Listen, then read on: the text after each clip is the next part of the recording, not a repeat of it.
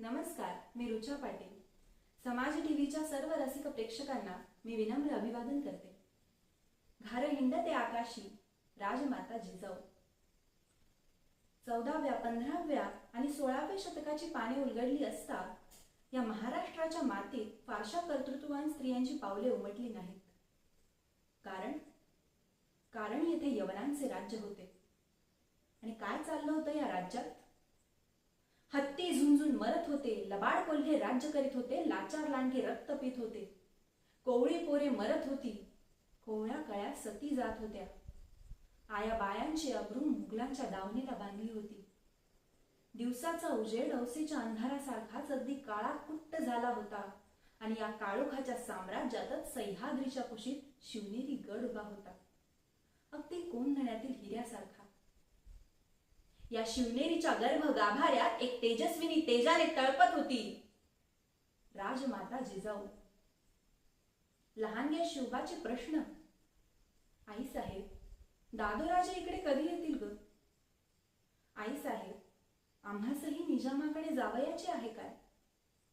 आई साहेब, सुलतानी लोक एवढी लुटमार, एवढ्या लढाया का करतात ग? आई साहेब, ही लुटमार, ह्या लढाया, हा आक्रोश, हे थैमान, हे सार कधी थांबेल ग? जिजामातेला सुचेना. काय सांगावे आणि काय सांगू नये, पण शेवटी पर्यायच नव्हता. दररोज रामायण महाभारताच्या गोष्टी सांगणारी ती तेजस्विनी बोलती झाली. शिवबा,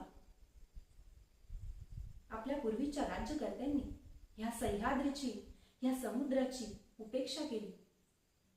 हा महाराष्ट्र मुलूक आणि महाराष्ट्र प्रदेश आज सुलतानांच्या टाचेखाली गेलाय. तोच सह्याद्री तुला हाक मारतोय, तो समुद्र तुला हाक मारतोय.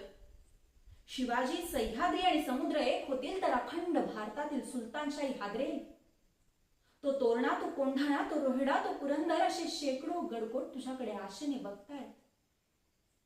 शिवबा, तू बंड कर, तू गर्जना कर, तू हर हर महादेव म्हण. तुझ्या या गर्जनेला या गडकोटांच्या हृदयातून प्रचंड प्रतिसाद मिळेल. तुझ्या या बंडाचा झेंडा आपल्या बुरुजांच्या मुठीत धरून शेकडो गडकोट तुला सामील होतील. शूरांना काहीही अशक्य नसते. तू मनात आण, तू वाटेल ते करू शकशील. तू विश्वामित्र आहेस. प्रतिसृष्टी निर्माण करण्याची शक्ती तुझ्या मनगटात आणि मस्तकात आहे. ते मनगट या बादशहाला मुजरे करण्यासाठी नाही, ते मस्तक या सुलतानापुढे झुकवण्यासाठी नाही. तुझ्या मस्तकात उसळत आहेत त्या प्रक्षुब्ध सागराच्या लाटा आहेत. तुझ्या हृदयात धडधडत आहेत ते संतप्त सह्याद्रीचे कडाडून कोसळणारे कडे आहेत. कसली चिंता रे तुला? भोसल्यांची भाग्यभवानी तुझ्या भाल प्रदेशी उभी आहे साक्षात. तुझे ते छोटे छोटे लंगोटीवाले सवंगडी दोन्ही हाताच्या मुठीत हनुमटी ठेवून डोंगर दऱ्यात तुझी वाट पाहत टपून बसले आहेत केव्हाचे. चल शिवबा, चल चल पुण्याला. हीच मराठी जिच्या मुखाने बदली ज्ञानेश्वरी, शिवबाने तलवार घासली याच मराठीवरी. जिच्या स्वागतासाठी झडले तोफांचे चौघडे, समतेचे हे तुफान उठले सागराकडे. राजमाता जिजाऊंनी स्वराज्य स्थापनेचा अंगार लहानग्या शिवबाच्या मनात पेटवला आणि रयतेच्या महान भव्य दिव्य साम्राज्याची स्थापना झाली. राजमाता जिजाऊ महाराष्ट्रातल्या सगळ्याच माता भगिनींना पुढे जाण्याची प्रेरणा देतात. नवा महाराष्ट्र घडवण्याची प्रेरणा देतात. नवीन शिवबा, नवीन मावळे घडवण्याची प्रेरणा देतात. अशा या स्वराज्य तेजस्विनी राजमाता जिजाऊंना मी त्रिवार मानाचा मुजरा करते.